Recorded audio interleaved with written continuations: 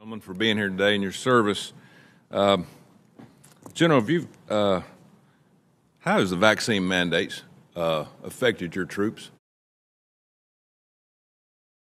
in your command? Any at all? Any numbers?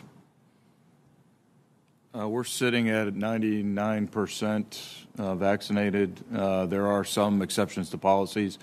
I don't control those. Those go back to the departments. But it's had no impact to combat readiness. Admiral, any? Same, Senator. Again, the services control at about the same percentage, maybe a bit higher, but there's been no impact to mission. Domestic extremism education courses are required. Any positive results you've seen out of this, General? Yes. We take on new soldiers, sailors, airmen, Marines each week. We've got to integrate them into the formation, and we have to tell them that any extreme, it's not tolerated. And commanders at all levels are focusing on that. It goes against good order and discipline, and it makes us less combat ready. Have y'all had to take these courses? I'm just asking for our... I have, yeah. I've participated in them. And I tell you, sitting in there and listening to the different demographics and age groups, I've learned. It's positive. Senator,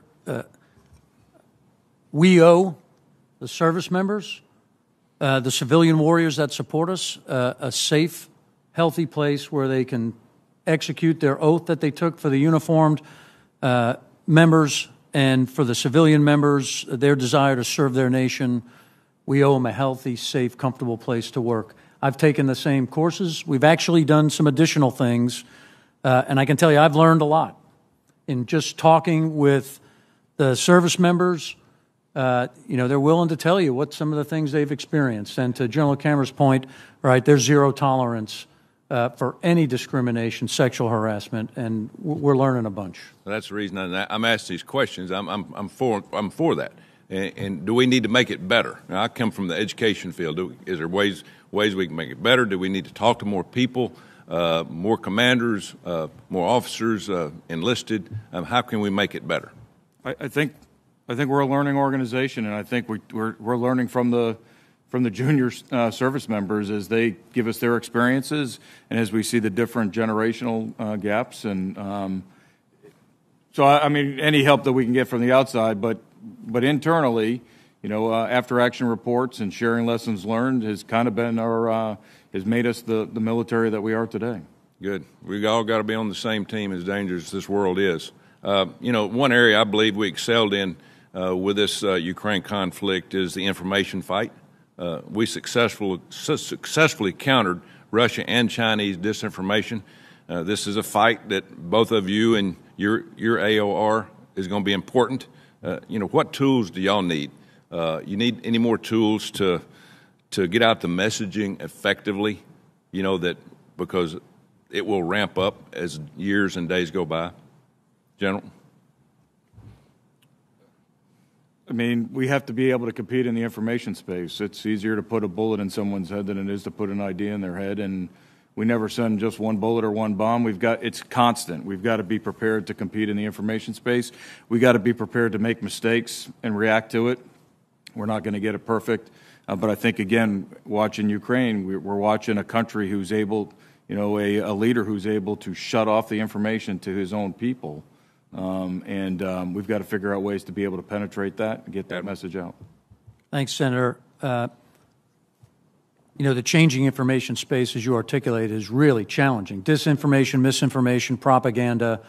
In the Indo-Pacific Command, we've initiated JTFIP in Singapore, and with our partners in Singapore, we've put together an information capability that can lead to the potential identification of violent extremists. That's done with, right now, 9 countries. So we're learning how to do this better. I don't think I have any specific tools right now, but in my 1242 report, you're going to see requests to ensure we can fund those things that we have today. And to General Cameron's point, as we learn how to go forward, I'm certainly happy to share thoughts with you. One other question, Admiral. In this year's NDAA, we got in an Aegis system for Guam. We just need to find a way to fund it. Your thoughts? Is it still a priority? Absolutely, sir. Still my #1 priority. Thank you. Thank you, Senator Tubberville. Senator Shaheen, please. Have you noticed that as everything around you seems to decline, one thing still grows? It is the power of your rulers. None of their plans and directives have solved your problems or made your life better. The only result has been their increased control over you at the cost of your freedom. Do you know why?